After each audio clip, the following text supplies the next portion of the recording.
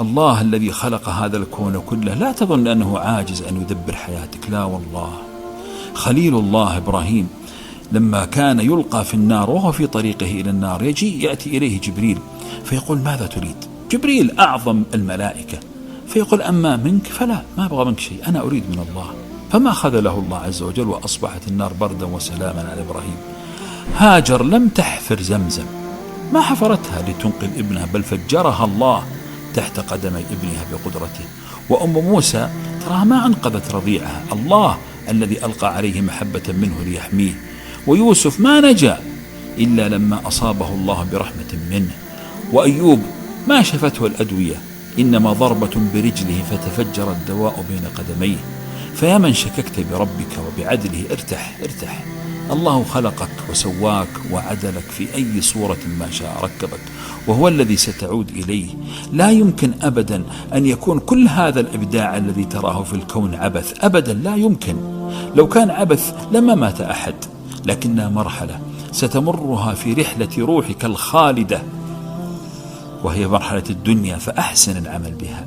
لو أن الله يا أحبابي لا يريد لنا الخير لما رزقنا الأنبياء، ولما أنزل الكتب، ولما أعطانا الروح التي تخشع وتبكي وتفرح، بل أجمل لحظاتها يوم تبكي خاشعة بين يدي ربها. هذه لذة الروح التي أنت تشعر بها سواء كنت معاقا أو كنت أحسن إنسان على وجه الأرض. لذة الروح هذه لا تتغير، الجسد يتبدل لكن الروح ما تتغير. فلذلك اصبروا ولا تحزنوا على الدنيا. هذه الدنيا التي نعيشها حلالها حساب، وحرامها ماذا؟ حرامها عقاب. الصابرون لهم الثواب، الصابرون لهم الثواب. تذكر أقبح شعور يا إخواني هو شعور من يفقد كل شيء لأنه لا يستطيع أن يحصل عليه. هذا ليس عند الله، ليس عند الله. الله عز وجل سيعوضك. من ظلم سوف يأتي يوم يأخذ حقه فيه. من ذاق الفقر وصبر سينسى همومه بغمسة في الجنة.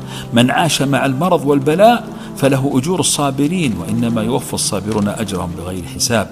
من فقد حبيبا فهناك يوم سوف يجمع الله فيه الأحبة في جنته، والذين آمنوا واتبعتهم ذريتهم بإيمان ألحقنا بهم ذريتهم وما ألتناهم من عملهم من شيء.